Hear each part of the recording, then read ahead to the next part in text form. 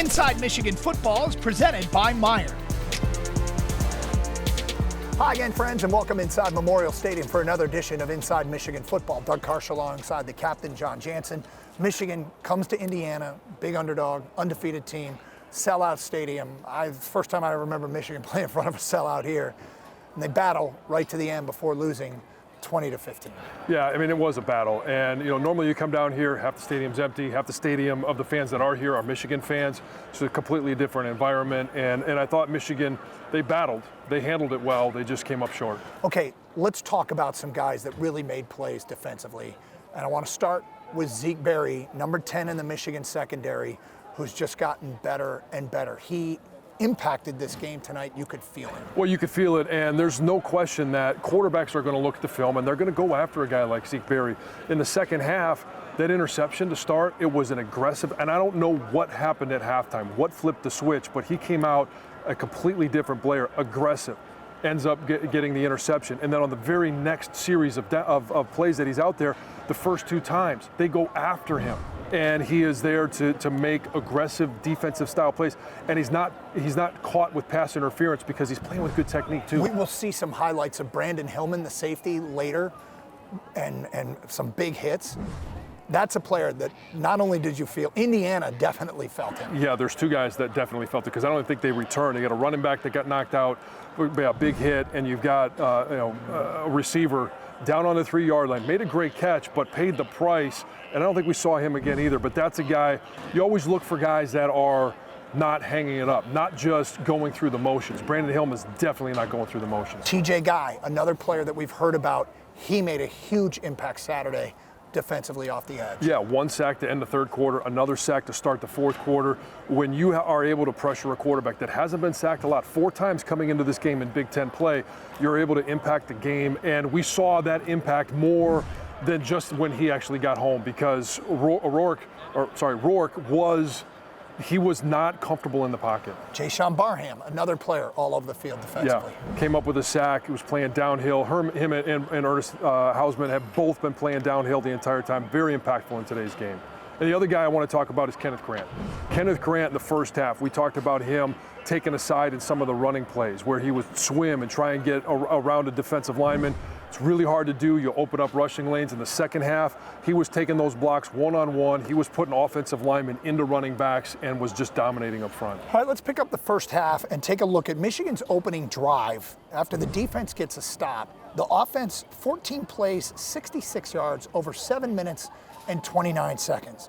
This is one of Davis Warren's better drives of the year. He ends up going 5-6. Early in the drive, he found Colston Loveland twice. Yeah, and hey, you got to get confidence any way you can. So why not go to your number one, target? That's Colston Loveland. Fred Moore on a crossing route makes an impact. Good to see Fredro make a play.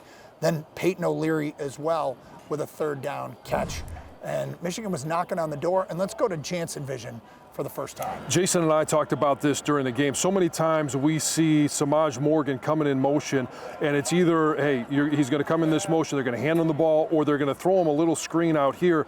They use him as a decoy this time. He still comes in motion, but it's Tyler Morris that ends up being the playmaker in this. And I want you to watch, okay? Now all of a sudden, hey, the initial reaction is up the field from this individual. You get held in place by this one because of this action right here, and that ultimately is what opens up this space back here for Tyler Morris to make a great catch on the sidelines. Yeah, it was a great catch on the sidelines. All right, this is the first of Brandon Hillman's big hits, and this was on the running back Ellison, who did actually later return. But it's hard to make a clean hit like this and not get called for targeting. It is, and he's done a great job of using his shoulder, protecting himself and the team by not getting kicked out and not giving a 15-yard penalty. Michigan was down 14-3 at this point. This is a 3rd and long and the first of a play by Zeke Berry, a pass breakup. Yeah, I mean, when you watch, we've been really tough on him throughout the course of the season, but when he plays with good technique and he plays with the aggressive nature, he plays with confidence. He's a really good player. Okay, let's go to Jansen Vision for this 4th and long. And we talk about the impact of a pass rush. And this is going to seem like a very innocuous play, even though it is a 4th down.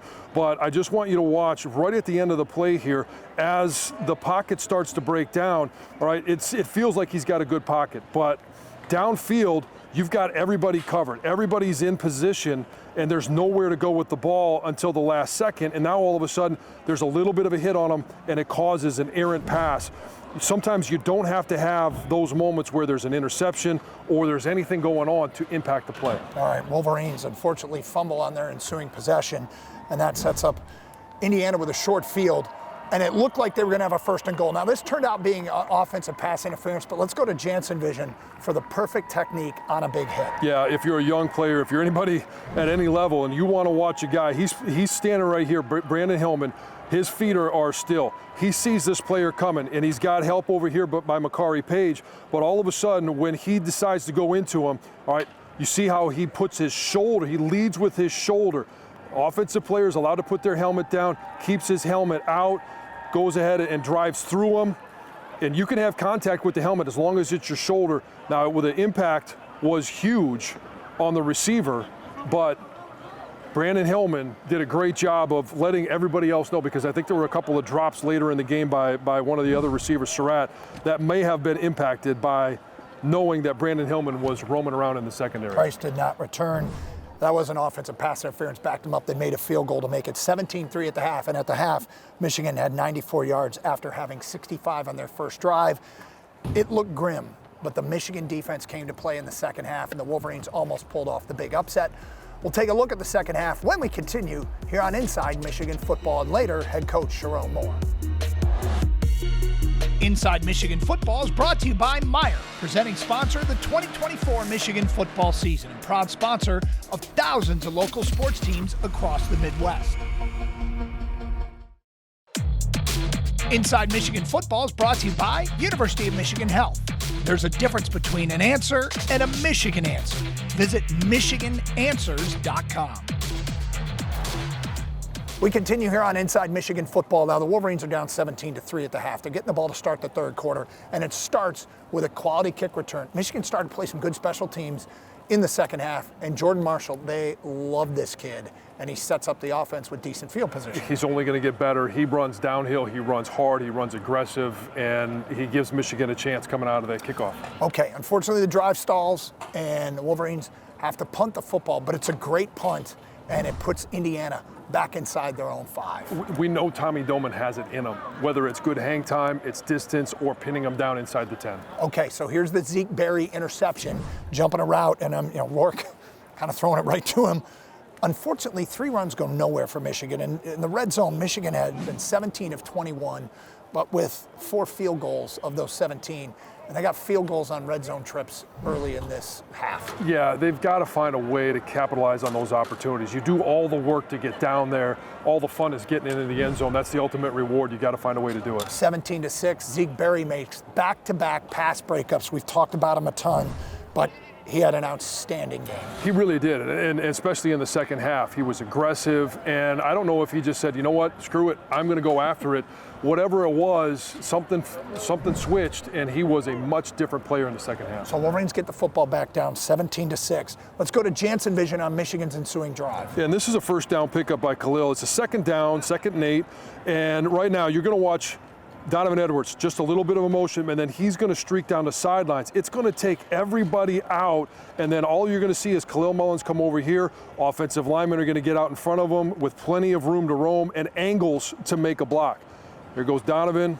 Khalil finds his way through there. Now all of a sudden you've got in position. You've got 2-on-1 right here.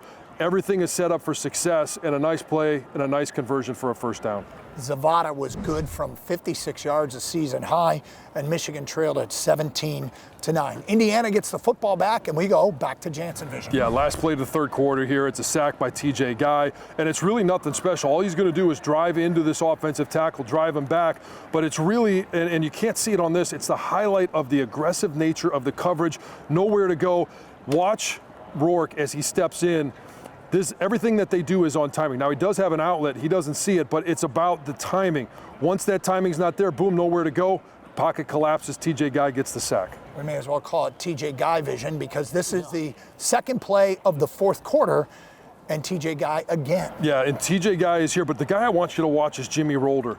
It is really hard for an offensive tackle to pass off a twist with a running back. That's how this is set up. Now, all of a sudden, watch Jimmy Roller come in here. He's going to pick off the running back and the tackle. TJ Guy is going to come around for the sack. And it's a great play call, great play design. But Jimmy Roller is the one that sets this one up. TJ Guy gets all the love, and a great job of not allowing him to escape. At this point, Indiana has -2 yards in the second half. All right, they get creative with Colston out of the backfield. This was interesting use. This was on top of this, and a legal hands to the face had Michigan knocking on the door. Yeah, a little bit wider in the backfield. All of a sudden, he just releases an easy release. It's a quick pitch and catch. If the ball is on the money, he probably picks up more, but we'll take the yardage. 4th and goal from the 1. The Wolverines finally punch it in the end zone. Hey, sometimes you got to use all 4. That's why they give them to you. 17-15, the 2-point conversion. Davis Warren can't find anybody. Chance on the deflection, incomplete. It's 17-15. Michigan defense gets the football back, or gets the offense the football back again. Another TJ Guy sack, a tackle for loss. You got Jayshon Barham with a sack. Indiana's going backwards at this point. Yeah, and this is a position that Rourke and this offense hasn't been in. They've been the one that's been calling the shots, especially in the second half. We said it. Make this game a game in the fourth quarter. Michigan's offense now with a chance to win the game. Last couple of minutes, they get 1 first down, and then Peyton O'Leary dives for a first down. They mark him short. Yep, a little bit short, and it's unfortunate that they weren't able to try and take a shot at the end zone at some point. So the Wolverines come close. Defense, valiant effort.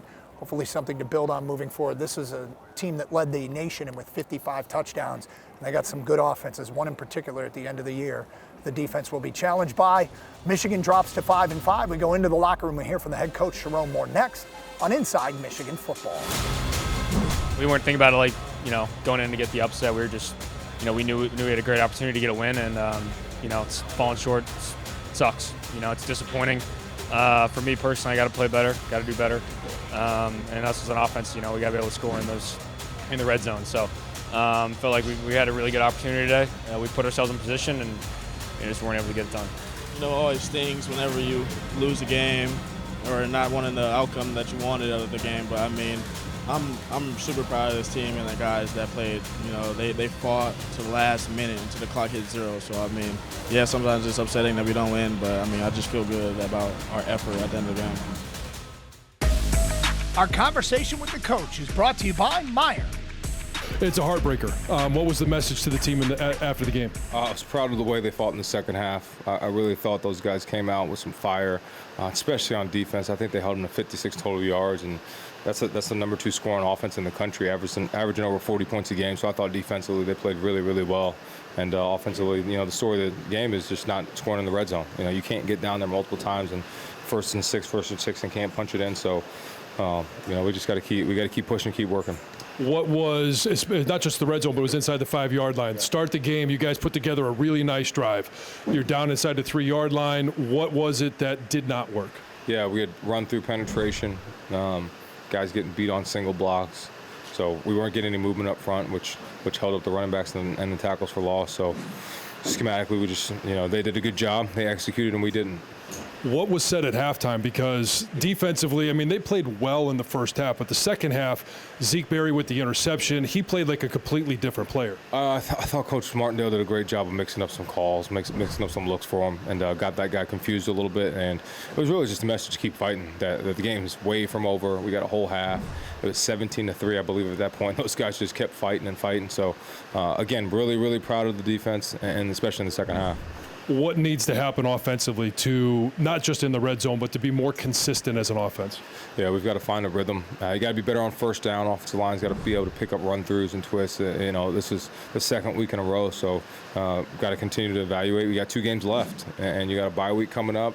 We got to do things that make sure we can get the first down and be better in the red zone. And then what was working for the pass rush? Because TJ Guy had 2 sacks on a drive. We saw Jayshon Barham get in there.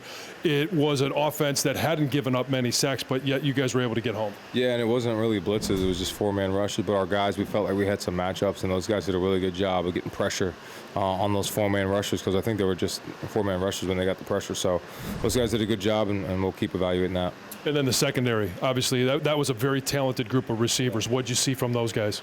I thought they played really good, especially in the second half. They gave up a couple big plays in the first half, but in the second half, I think they buckled down. They really played tight coverage, mix of zone and man, and different things, and just did a really good job. And it was a really good job in the second half of the defense. The last time that Indiana had the ball, there was about 28 seconds before you guys took your timeout. Why take the timeout at that point and not earlier? Yeah, I mean, just trying to see where they're spotting the ball, thinking about different calls. So that was really the main reason. Coach, thanks for your time. Thank you, appreciate it. Coach was disappointed, frustrated. This was a winnable football game. It was, and I mean, whether or not you use your timeouts right at the end, it ultimately didn't matter. That's a tough one to have to answer. Getting inside the red zone, it's always tough, especially as a former offensive line coach, now the head coach, to know that you couldn't punch it in at that time. We'll have our Alro Steel Man of the Week next here on Inside Michigan Football. TJ Guy led Michigan's second-half defensive surge. The senior had 2 sacks among his 2.5 tackles for loss, the first multi-sack game of his career, as the Wolverines stymied the Hoosiers' high-powered attack in the third and fourth quarters. Stings losing, but this is one I feel like we definitely shouldn't have lost. I feel like I should have never lost this team here at my time at Michigan, so it stings for sure. Maybe more than some others, but yeah, it definitely hurts. The Wolverines really battled in their matchup with the number 8 team in the country. Their comeback coming up just shy, holding the Hoosiers 26 points below their season average and giving them their closest call of the season. We're just proud of the way the guys came out in the second half and really fought our way into this back into the football game, and it just shows the resilience of this group. I'm just proud of these guys and proud of the way they battled. Talk to me about the defensive effort in the second half. What was working? And when you had it rolling, did you guys feel like, hey, man, we're going to steal this one tonight? Yeah, oh yeah, most definitely. I mean, everything that was happening, it was just everybody was winning their one-on-ones. And when everybody was doing that, I mean, as a defense, we just felt like we was clicking and we was going to get this win. It takes 100% of the team to be locked in, completely locked in on the game, and that's what we needed and that's what we need going forward. We go into every game that we believe that we're going to win. I mean, we just got to be better as an offense, but I love the way we fought. I love the way the defense fought. And it sucks, man. Definitely upsetting, especially how close it came, but saw flashes, and you got to take the best of the game and find a way to get the best out of 4 quarters.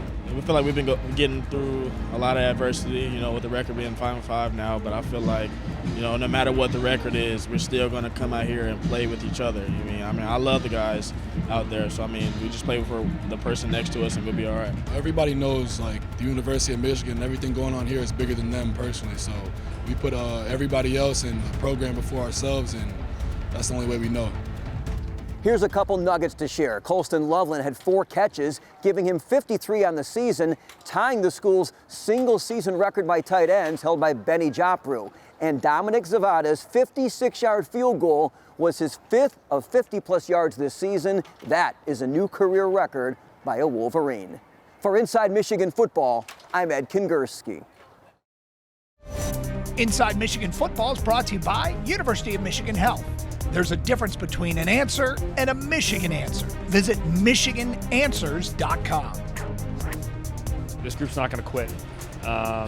Cares too much about each other, this team, the Block M, this university, to bow down. So there's one thing I'm certain for, that these guys are going to keep fighting, keep pushing, keep working, and I'm just, I know we're going to come in on tomorrow and Monday and be able to reflect and take a good. Everyone just take a good hard look in the mirror and decide what we need to do better. So moving forward, Michigan, 3rd straight game, they didn't lose the turnover battle. They didn't win it either. They turned it over once, but Davis Warren, again, taking good care of the football. But they got to get more out of this offense. They got to get more, and that's going to be the key. And, going in from Washington bye week to Illinois, they talked about how that loss really affected them for 2 weeks. They've got to find a way to get over this one. It's going to hurt. It's going to sting. But if you're going to have a good second half, you've got to use that, you've got to build on it and actually make it worth something. Yeah, the offense needs to hit the ground running when they play Northwestern in a couple of weeks, and then the one at the end that we all know about. We'll be back next week, and of course, the Northwestern game the week after that, here on Inside Michigan Football. So long. Inside Michigan Football is brought to you by Meijer, presenting sponsor of the 2024 Michigan football season, and proud sponsor of thousands of local sports teams across the Midwest.